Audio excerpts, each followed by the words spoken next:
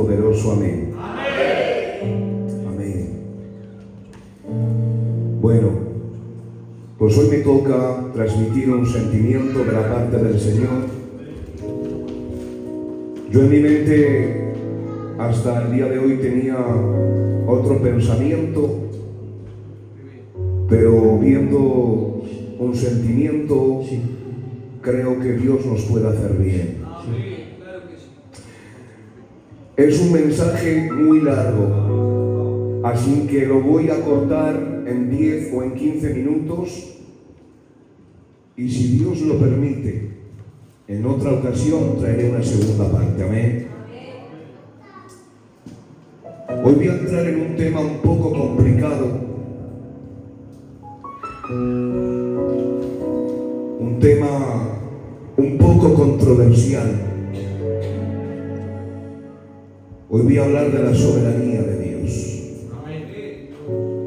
de su soberana voluntad. Pero parece que cuando uno habla de su soberana voluntad, parece que uno se vuelve defensor de Dios. Pero creo fielmente que Dios no necesita a nadie que lo defienda. Creo fielmente que su palabra tiene la facultad y tiene el poder suficiente para defenderse por ella misma. A veces cuando se toca el tema de su soberanía, parece que uno entra en terrenos movedizos, en terrenos complicados. ¿Por qué? Porque es un tema muy controversial para muchos. Es un tema controversial. ¿Por qué? Porque a veces la manera que Dios tiene de aplicar su soberana voluntad en nosotros muchas veces crea controversia, crea confusión, crea incertidumbre y crea multitud de preguntas. Por eso creo que es importante tratar este tema desde un enfoque bíblico, para que nuestro paso en el Evangelio no seamos dañados y nuestra fe sea dañada, sino que confiamos plenamente en su santa y perfecta voluntad. Y sin más preámbulo, nos enfocamos y vamos lleno a la palabra del Señor, y vamos a leer el libro de Job. No estoy muy bien, sigo aún de la garganta, pero voy a intentar no gritar mucho. Dice Job 42:2, y dice su santa y rica palabra: yo sé que tú puedes hacer todas las cosas y que ningún propósito tuyo puede ser estorbado. Dice Isaías: tú eres el que forma la luz y el que crea las tinieblas. Ay de aquel que discute con su hacedor. Dirá el barro al alfarero: ¿qué haces? ¿O tu obra no tiene manos? Que Dios bendiga su santa y rica palabra. Para empezar este tema, sería muy importante entender qué significa la soberanía de Dios. Cuando hablamos de soberanía, hablamos del gobierno absoluto que Dios tiene sobre toda la creación y sobre todas las cosas. Cuando hablamos de soberanía, tenemos que entender que hablamos de que Dios hace lo que quiere, cómo quiere, cuándo quiere, en el tiempo que Él quiere, sin la necesidad de sentir Dios, de rendirle cuentas a nadie. ¿Por qué, Aarón? ¿Por qué? Porque Dios es soberano. Dios es el jefe supremo de toda la creación. Dice la palabra que todo fue creado por medio de Él y para Él. Y dice la palabra que nada hubiese existido si no hubiese existido por medio de Él. ¿Por qué? Porque dice Colosenses que Él es el primogénito de toda la creación. Antes que fuesen creado el universo, Él ya era, Él ya existía. Antes que fuesen creados los cielos, la tierra, el universo, el cosmos, las galaxias, antes que Dios fuese creado las aves del cielo, las bestias del campo, Él ya era, Él ya existía, Él ya habitaba en luz inaccesible. Antes que la materia fuese, Él ya era un espíritu andante que cohabitaba en la eternidad. ¿Por qué? Porque Dios es persistente, Dios es eterno, Dios no tiene principio de creación, Dios es eterno y por lo tanto Dios es todopoderoso. Cuando Dios dice Dios es todopoderoso, quiere decir no hay nadie por encima de mí. Lo que aquí está diciendo Dios, soy yo el gobernador del universo. Soy yo el jefe supremo de toda la creación. Soy yo el jerarca por naturaleza. En otras palabras, soy la máxima expresión del poder.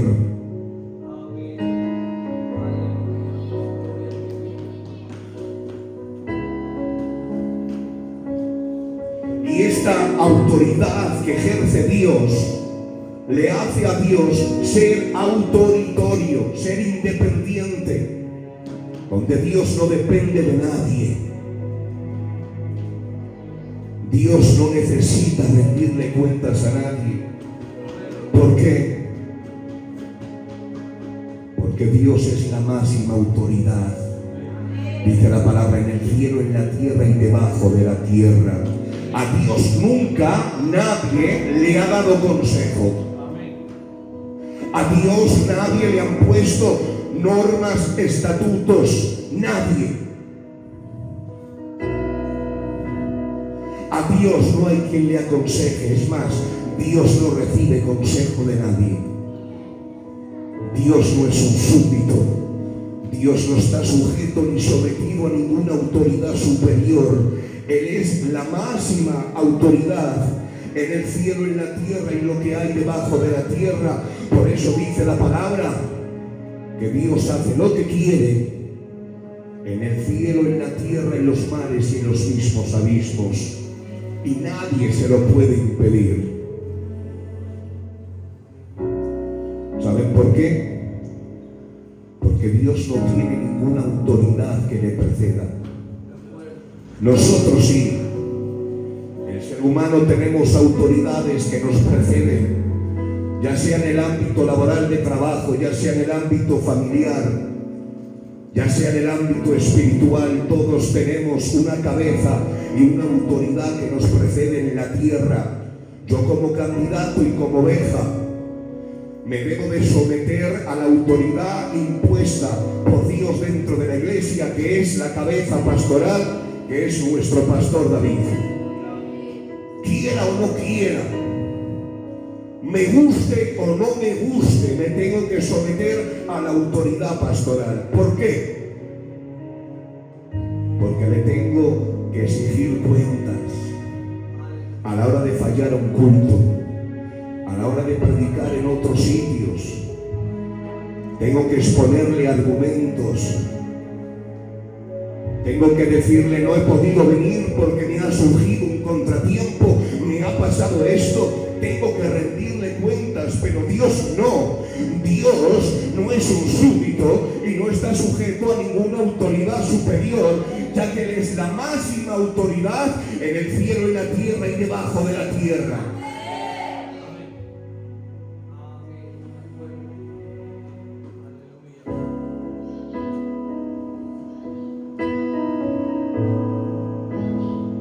Dios hace lo que quiere y nadie puede ir en contra de lo que Él desea hacer. No hay nada que se oponga en contra de lo que Dios quiere hacer, absolutamente nadie. Por eso dice el libro de Job, ¿acaso es de sabios contender con Dios? ¿Acaso es sabios disputar con Dios? Dice la palabra, dirá el barro lo que tiene que hacer el alfarero, o dirá el súbdito al maestro qué es lo que tiene que hacer. Dice la palabra, ¿quién cogiéndolo de la mano le puede decir a Dios qué haces? ¿Quién puede ir en contra de lo que Dios quiere hacer? ¿Quién puede echar un pulso a Dios sin poder ganarle? Dice la palabra que lo que Él cierra nadie abre y lo que Él abre nadie cierra.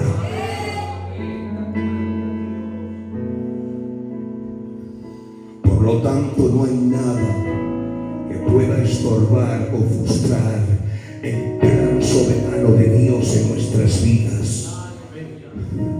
Dijo Job, si Él determinara algo, ¿quién lo estorbaría? Si Él arrebatara algo, ¿quién se lo podría impedir? No hay nada, absolutamente nada, que a Dios le impida hacer lo que Él quiere hacer. Él hace lo que quiere y lo que desea, aunque a veces lo que Él quiere y lo que Él desea vaya en contra de lo que nosotros queremos y vaya en contra de lo que nosotros deseamos.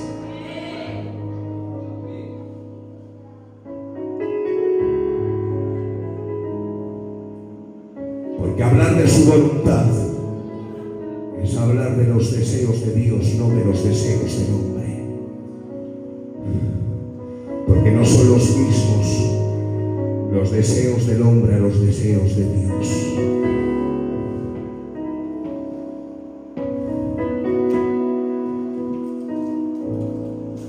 A veces tenemos deseos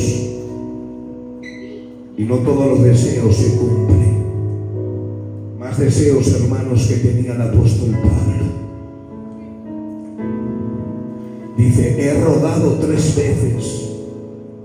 No dice he rogado una, he rogado 3 veces. Para que me quite el Señor mi aguijón, mas Él me ha dicho, bástate en mi gracia, porque mi poder se perfecciona en tu debilidad.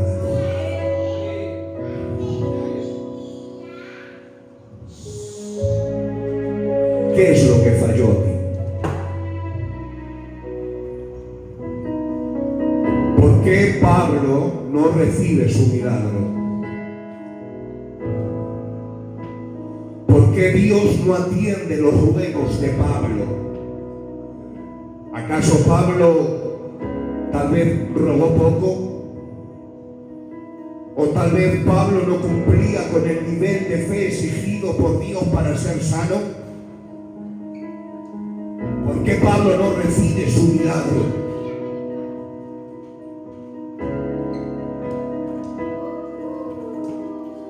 ¿Por qué Pablo no atiende a los ruegos de Dios? ¿Qué es lo que falló aquí? Si dice la palabra que el que pide recibe, y todo lo que pidáis en mi nombre creyendo lo recibiréis. ¿Por qué Pablo no recibe aquí el milagro?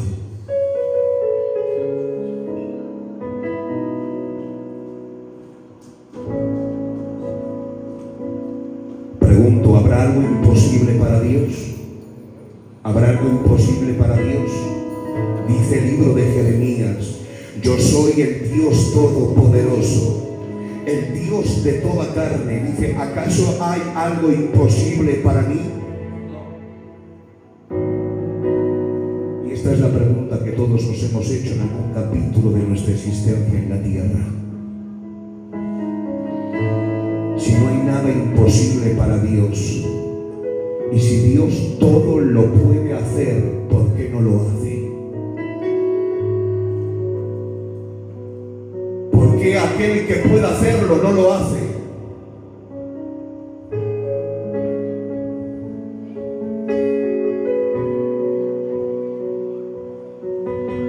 Me gustaría responderte, si estás preguntándote por qué Dios pudiendo hacer no lo hace. Esto es un mensaje tal vez para gente madura espiritualmente. Y he de decirte que Dios puede hacerlo. Eso no quiere decir que Dios se sienta obligado a hacerlo.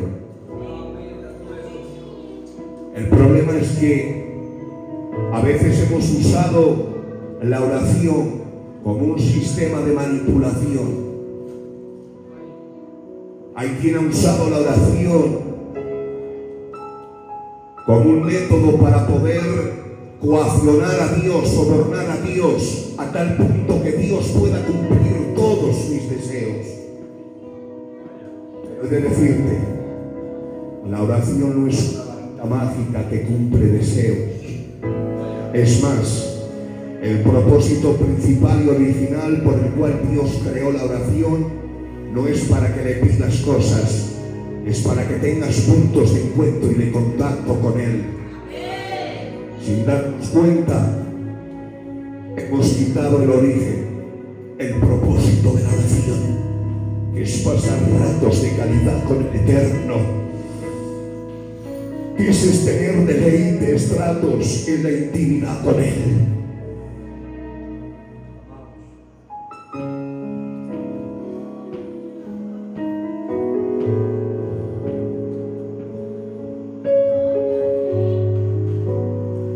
Cuando Dios le dice a Pablo, bástate mi gracia, Dios simplemente le está diciendo esto: Pablo, no voy a quitar tu aguijón.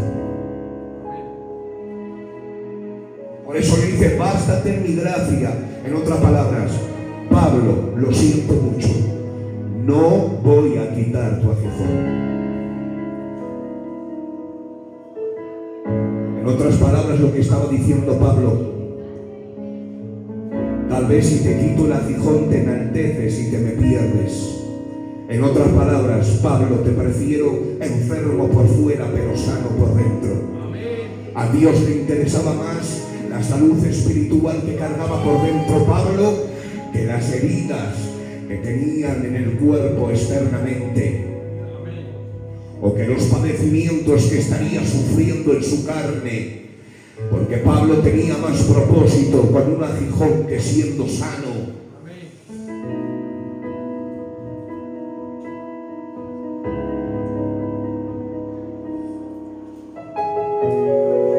¿Qué te crees? ¿Que a Pablo le gustaba el aguijón?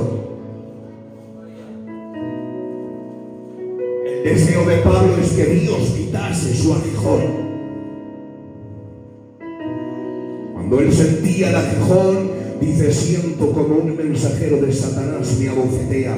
No era algo agradable, no era un plato de buen gusto para Pablo.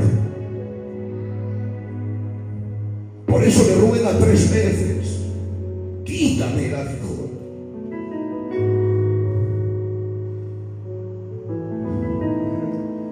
El aguijón era su peor enemigo en la carne, pero en el espíritu era mejor aliado. ¿Por qué? Porque el aguijón le impedía enaltecerse. Y hoy tengo que decirte, a veces los mejores regalos de Dios vienen empaquetados con oraciones sin contestar.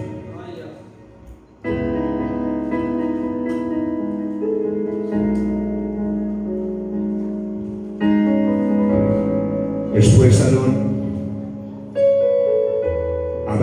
habrá momentos y habrá situaciones que tendrás que experimentar el no de Dios. Pero cuando experimentes el no de Dios, simplemente Dios está aplicando su soberana voluntad. Aquí no falló Pablo, aquí no falló la fe de Pablo, ni tampoco los ruegos de Pablo. Aquí simplemente se estaba ejecutando el plan soberano de Dios. Porque de decirte, es mejor el plan soberano de Dios que tus propios planes. Son mucho más grandes los planes de Dios que tus planes en la tierra. Es mejor su voluntad que tus pensamientos. Pero después, ¿cuándo Dios responde? Si la palabra dice, clama a mí, yo te responderé. La palabra lo habla muy claro, que solo Dios va a respaldar su santa y perfecta voluntad. Porque Dios nunca va a respaldar proyectos personales. Dios respalda proyectos que estén dentro del marco de su voluntad. deseos muchas veces no son los deseos de Dios, ni tu voluntad es la voluntad de Dios. Y sé, no se iba a decir esto, pero hay una palabra que está brotando en mi corazón. A veces estamos luchando en contra de la voluntad de Dios. A veces Dios cierra puertas y nosotros abrimos puertas. Y a veces hay una batalla campal donde tu voluntad se pone en contra de la voluntad de Dios. Y a veces parece que su voluntad ejerce un efecto contrario al que yo deseo, al que yo quiero. Pero he de decirte, es más grande y es más buena su voluntad que lo que tú quieras, que lo que tú deseas, que lo que tú piensas. Que cumpla su voluntad en tu vida es lo mejor que te puede pasar. No hay nada mejor que andar dentro del manto de la voluntad de Dios. Cuando la voluntad de Dios caminas cerca de Él, todo es gozo, todo es paz, no hay frustración. ¿Por qué? Porque su voluntad es buena, es agradable, es perfecta. A Él la gloria, a Él la gloria, en el nombre de Jehová. Apláudele a Dios.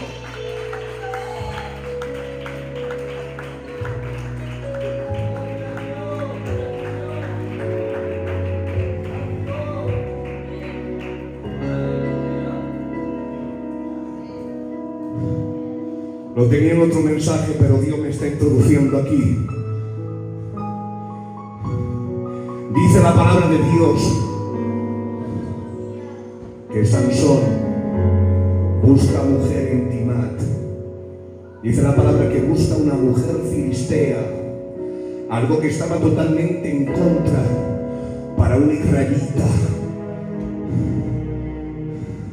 Pero dice, Sansón va a Timán a buscar mujer filistea. Dice la palabra que Sansón, al ver a esta mujer, va donde su padre y le dice: Padre, he visto una mujer filistea en Timat, una mujer que me ha agradado, te ruego que me la tomes por mujer. Y aquí le tiene que aconsejar su padre y le tiene que decir: no había más mujeres en Israel con sangre hebrea, mujer piadosa que profese nuestra fe, que te tienes que fijar en una mujer de padres incircuncisos. Y dice Sansón: te ruego que me la tomes por mujer.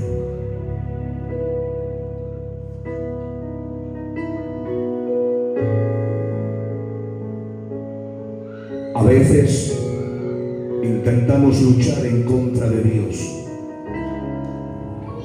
Y esto no trata de ti, esto trata de Él. Esto no trata de lo que tú deseas, esto trata de lo que desea su plan soberano, su plan perfecto, su santa voluntad.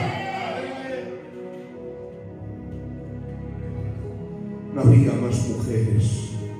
Dice: te ruego que me la tomes por mujer. Te ruego.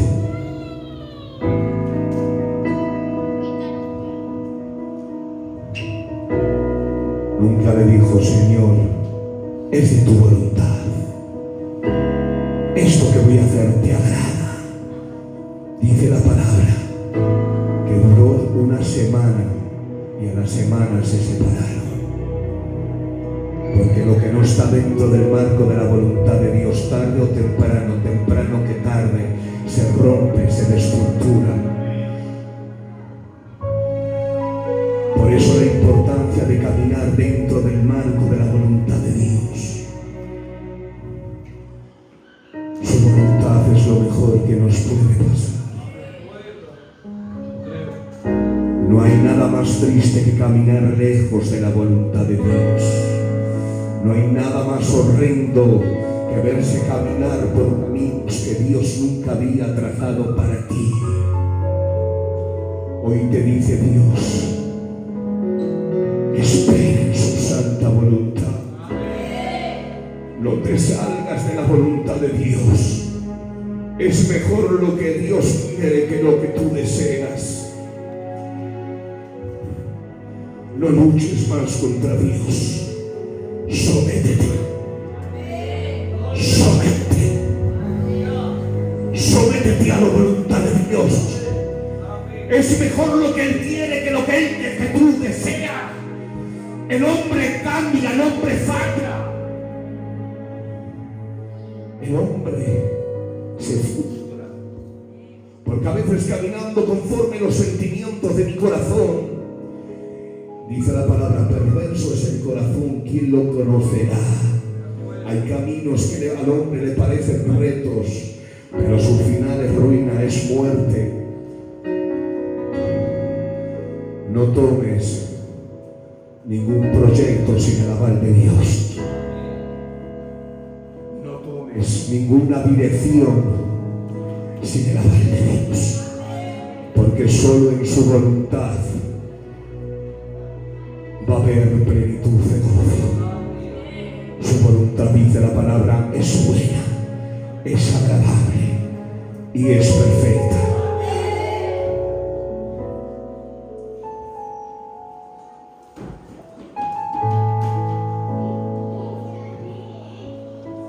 No quiero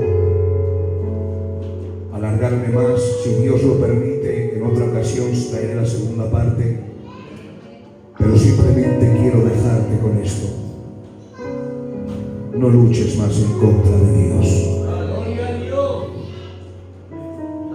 A veces Dios cierra puertas y nosotros intentamos abrir la puerta que ya Dios cerró.